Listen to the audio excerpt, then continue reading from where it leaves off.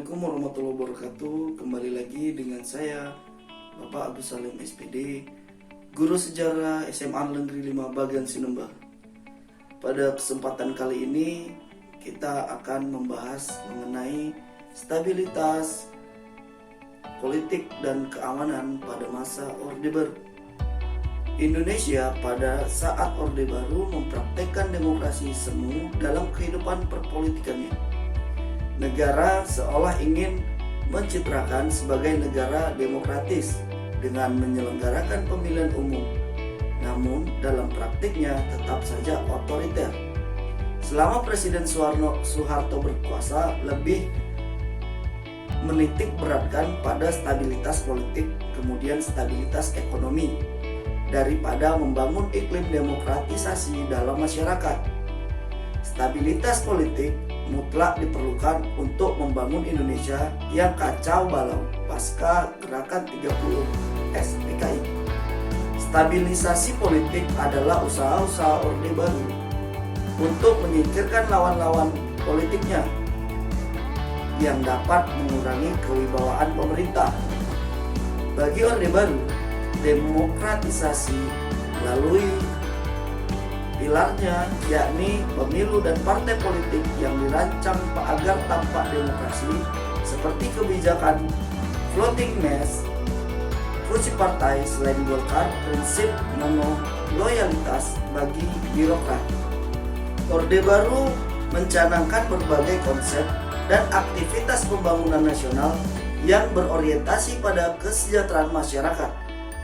Langkah pertama melaksanakan pembangunan nasional tersebut adalah dengan membentuk Kabinet Pembangunan 1 pada 6 Juni 1968. Program Kabinet Pembangunan 1 dikenal dengan sebutan Pancakrida Kabinet Pembangunan yang berisi 1. Menciptakan stabilitas politik dan ekonomi sebagai syarat mutlak berhasilnya pelaksanaan Rencana Pembangunan 5 tahun atau Repelita dan pemilihan umum atau pemilu. 2. Menyusun dan merencanakan Repelita. 3. Melaksanakan pemilu selambat-lambatnya pada Juli 1971. 4. Mengembalikan ketertiban dan keamanan masyarakat dengan mengikis habis sisa G30 SPKI dan setiap bentuk rongrongan, penyelewengan, serta pengkhianatan terhadap Pancasila Undang-Undang Dasar 1945. Dalam menciptakan kondisi politik yang stabil dan kondusif, Orde Baru melakukan pelemahan atau pengeliminasian kekuatan-kekuatan baru berpotensi mengganggu stabilitas dan merongrong kewibawaan pemerintah. Pelemahan dilakukan terhadap pendukung Soekarno, kelompok Partai Sosialis Indonesia atau PSI, dan kelompok Islam fundamentalis atau yang sering disebut kaum ekstremis kanan. Soeharto juga menciptakan kekuatan politik sipil, yaitu Sekretariat Bersama Golongan Karya atau Sekber Golkar, yang kemudian lebih dikenal dengan nama Golkar. Berdasarkan TAP MPRS nomor 9 MPRS tahun 1966, pemerintah diharapkan segera melakukan pemilihan umum pada tahun 1968. Namun, baru dapat diselenggarakan pada 1971. Lembaga pemilu ditempatkan di bawah koordinasi Departemen Dalam Negeri. Sedangkan peserta pemilu ditetapkan melalui keputusan Presiden nomor 23 tanggal 27 Mei 1970.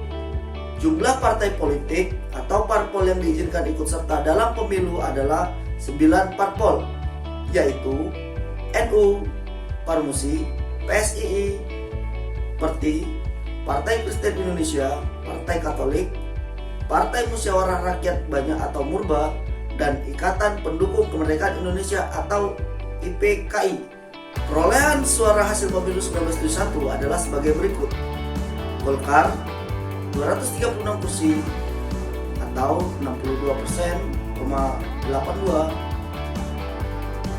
Kemudian NU 58 kursi atau 18,68%. Parmusi 24 kursi atau 5,56%, PNI 20 kursi atau 6,93%, PSII 10 kursi atau 2,39%, dan Parkindo 10 kursi atau 2,39%. Pada akhir 1971, pemerintah Orde Baru melemparkan gagasan penyerdanaan partai politik. Realisasi penyerdanaan partai tersebut dilaksanakan melalui sidang umum MPR tahun 1973. 9 partai yang ada berfusi ke dalam 2 partai baru, yaitu Partai Persatuan Pembangunan atau P3 dan Partai Demokrasi Indonesia atau PDI.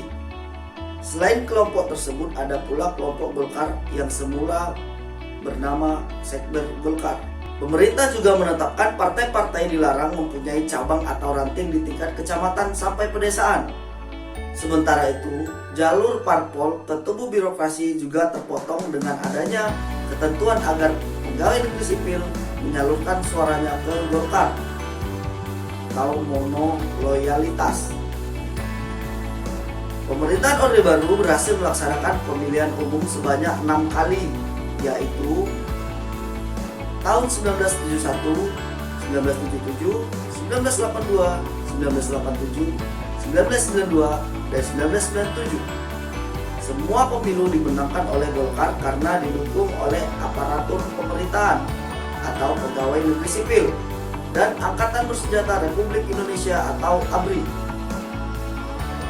Depolitisasi juga diberlakukan di dunia pendidikan, terutama setelah terjadinya peristiwa Malapetaka 15 Januari atau Malari tahun 1974. Peristiwa demonstrasi besar-besaran mahasiswa yang disusul dengan aksi anarkis, proyek Senen, gedung Toyota Astra, sejumlah toko milik pedagang Cina di Jalan Hayam Wuruk, Gajah Mada, Glodok, dan Cempaka Putih terbakar habis karena aksi tersebut. Untuk meredam gerakan mahasiswa dikeluarkan SK 028 tahun 1974 tentang petunjuk-petunjuk kebijaksanaan dalam rangka pembinaan kehidupan kampus perguruan tinggi. Demonstrasi dilarang, kegiatan kemahasiswaan difokuskan pada bidang penalaran seperti diskusi dan seminar. Orde Baru menghimpun energi semua komponen bangsa ke dalam agenda bersama yang diformulasikan dalam bentuk trilogi pembangunan. Semua penghalang pembangunan, termasuk segala hal yang dapat memicu munculnya instabilitas bangsa, harus disingkirkan.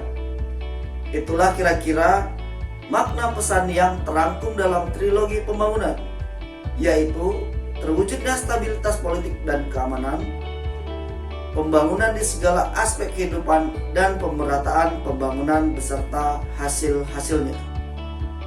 Demikianlah penjelasan singkat mengenai stabilitas politik dan keamanan pada masa Orde Baru. Semoga bermanfaat. Saya akhiri. Wabillahi taufiq wal hidayah.